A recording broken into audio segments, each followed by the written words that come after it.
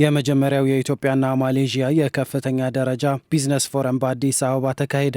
በሁለቱ ሀገራት መካከል ያለው የንግድ ልውውጥ ከሌሎች ሀገራት ጋር ሲነጻጸር በአንጻራዊ ሁኔታ መጠነኛ ቢሆንም ሀገራቱ የንግድ ግንኙነታቸውን ለማሻሻል የተለያዩ ጥረቶችን ሲያደርጉ ቆይተዋል። እንደ አውሮፓውያን አቆጣጠር በ2024 ኢትዮጵያ በአፍሪካ የማሌዥያ 26ኛ ትልቅ የንግድ አጋር መሆኗ የተመላከተ ሲሆን ይህ ቢዝነስ ፎረም ይህን ግንኙነት ለማሳደግ እየተደረገ ካለው ጥረት መካከል ተጠቃሽ ነው። የኢትዮጵያና ማሌዥያ ዲፕሎማሲያዊ ግንኙነት ከ60 ዓመታት በላይ የዘለቀ ሲሆን የሁለቱ ሀገራት ግንኙነት ከቢዝነስም የተሻገረ መሆኑን የኢፌዴሪ ፕሬዝዳንት አምባሳደር ታዬ አጽቀሥላሴ ተናግረዋል። እርስዎ ኢትዮጵያን የጎበኙ የመጀመሪያው ጠቅላይ ሚኒስቴር ኖት። ጓደኝነታችን አዲስ አይደለም። ቢያንስ በይፋ የተቋቋመው ከ1965 ነው። ነገር ግን ይህን ካልን ዛሬ በተለየ የዓለም ሁኔታና ዓለም አቀፍ ተጨባጭ ላይ ሆነን የተገናኘ ነው። ከንግድ ወደ ንግድ ብቻ ሳይሆን በሁለቱም ሀገሮች መካከል ዘላቂ የህዝብ ለህዝብ ግንኙነት ላይ ጭምር ያተኮረ ነው።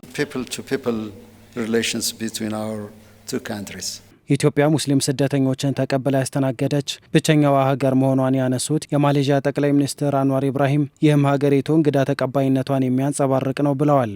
የማሌዥያና የኢትዮጵያ ሁለትዮሽ ንግድ መጠን ከ625.6 ሚሊዮን ዶላር በላይ ሲሆን ኢትዮጵያ ወደ ማሌዥያ በዋናነት የቡና፣ የቅመማ ቅመምና ሌሎች ጥሬ ዕቃዎችን ጨምሮ የግብርና ምርቶችን ትልካለች። ማሌዥያ በአንጻሩ ማሽነሪዎችን፣ ኤሌክትሮኒክስ ዕቃዎችን ብሎም የጎማ ምርቶችን ወደ ኢትዮጵያ የምትልክ ሲሆን ሁለቱ ሀገራት በግብርና ማኑፋክቸሪንግና ቴክኖሎጂ ባሉ ዘርፎች ላይ ኢንቨስትመንቶችን ለማስፋት ፍላጎቶችን አሳይተዋል። ፎረሙ በሁለቱ ሀገራት መካከል ያለውን ኢኮኖሚያዊ ትብብር አዲስ ምዕራፍ የሚከፍት መሆኑም በመድረኩ ተመላክቷል።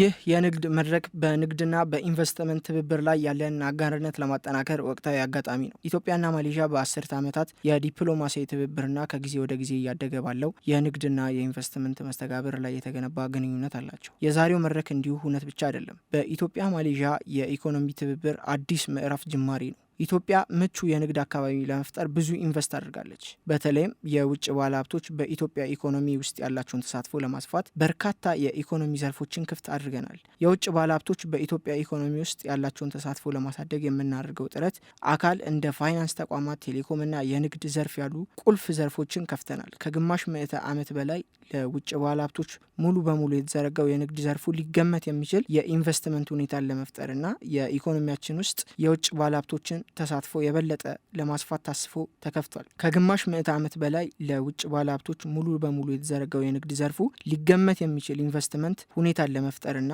በኢኮኖሚያችን ውስጥ የውጭ ባለሀብቶችን ተሳትፎ የበለጠ ለማስፋት ታስቦ ተከፍቷል። ኢትዮጵያ ባለፈው ዓመት በዲጂታል አማራጭ ከ200 ቢሊዮን ዶላር በላይ የገንዘብ ዝውውር ማድረጓን በመድረኩ የጠቆሙት ፕሬዝዳንት ታዬ አፍሪካ የተፈጥሮ ሀብቶቿን ለመጠቀም የምታደርገውን ጥረት ማሌዥያ እንድትደግፍ ጠይቀዋል።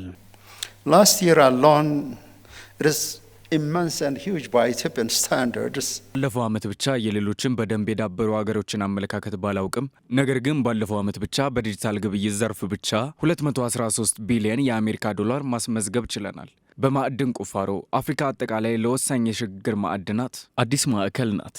ነገር ግን ለዓለም አቀፍ የእሴት ሰንሰለት ያለን ራዕይ አፍሪካና ኢትዮጵያን ተጠቃሚ ብቻ ሳይሆን አምራች እንዲሆኑ ነው። ይህ ለዓመታት በጣም የሚያም ተሞክሮ ሆኖ ቆይቷል።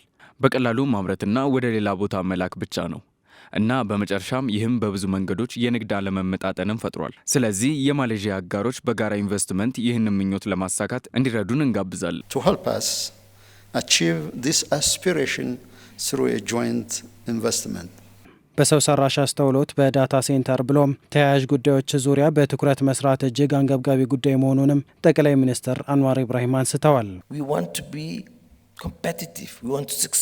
ተወዳዳሪ መሆን እንፈልጋለን። ስኬታማ መሆን እንፈልጋለን።